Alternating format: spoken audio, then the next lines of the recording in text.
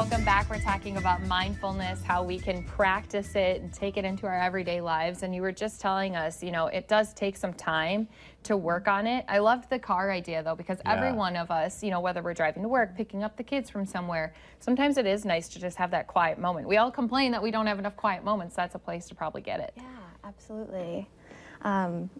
There's other ways to do that too. I mean, like brushing your teeth, for example. We do that most days. Really paying attention to like the smells or what it tastes like or the feeling in your mouth. You know, there's ways to kind of practice mindfulness throughout our day on the things we're already doing. I think some people hear meditation, it can be kind of intimidating for some people. So any suggestions on how to, if you want to start that practice, how to do it, or? Yeah, well, there are a lot of great apps that can help you get started with that. But really, you know, I think there's this misconception that it's supposed to be like clearing your mind and having no thoughts.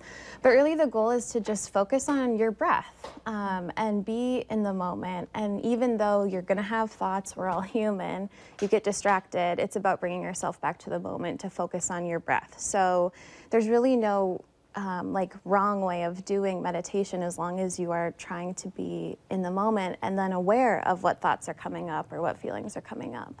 So what else in the class are people going to be learning? Yeah, good question. So we kind of start with the basics of mindfulness. What are those like foundational concepts like awareness, acceptance, non-judgment? And then we start talking about our body and reconnecting with our body and our breath. So that's when we start focusing on meditation more. But then we also talk about how mindfulness and meditation can help, you know, manage stress. It can help with like noticing maybe the negative thoughts that we tend to have or just unhelpful thinking patterns. And it can also be helpful in learning about our emotions and how to manage difficult emotions. So we talk a lot about that too.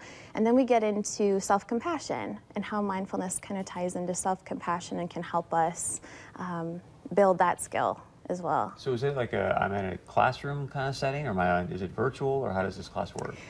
So we're in a room at the Village, and it's just a group circle. So we're all face to face. There's usually about 10 people there, and yeah, we sit and talk to each other. And then each week there's a new topic, so we're going to be focusing on that topic for each week, and then practicing, like I said, usually a couple different exercises, but then meditation as well.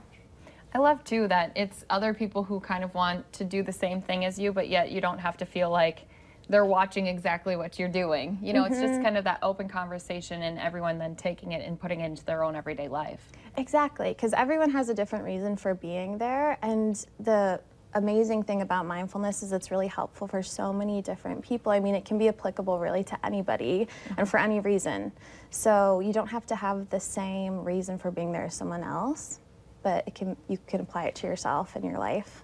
So I'm assuming you're teaching the class, and then how can people sign up? And yeah, if they need like extra help, do you kind of walk them through certain things each week, or is it just, hey, show up for class and that's it? Or It's show up for class. I'm always available for people to stay after, ask questions, to, you know, help people along if they need it. There is a class going on right now, and then we're hoping to start one again in the spring. And if people are interested, they just call the Village, 701-451-4900. You can get on the wait list if you're interested in the spring session. Yeah. Yeah. It's one of those things, springtime, time for a new you.